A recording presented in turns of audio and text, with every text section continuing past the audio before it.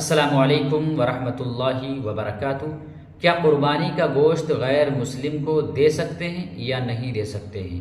کیونکہ بہت سے حضرات یہ سمجھتے ہیں کہ قربانی کا گوشت غیر مسلم کو دینا جائز نہیں ہے، تو ایسا بالکل نہیں ہے۔ قربانی کا گوشت بھی غیر مسلم کو دیا جا سکتا ہے، غیر مسلم کو قربانی کا گوشت دینا جائز ہے۔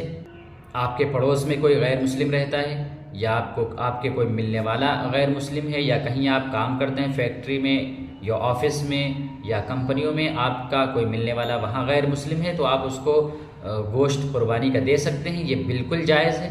کوئی غیر مسلم محتاج ہے، فقیر ہے، وہ ضرورت مند ہے، حاجت مند ہے، تو آپ اس کو گوشت دے سکتے ہیں۔ ایسے غیر مسلم کو گوشت دینا جائز ہے۔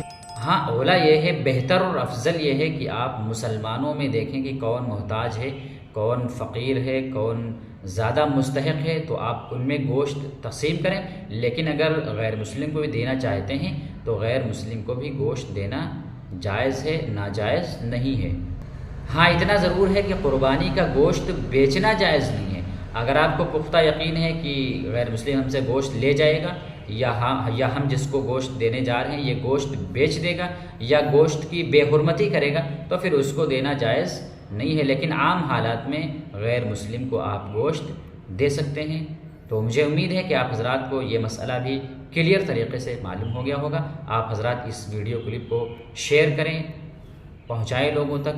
جزاک اللہ۔ السلام علیکم ورحمۃ اللہ وبرکاتہ۔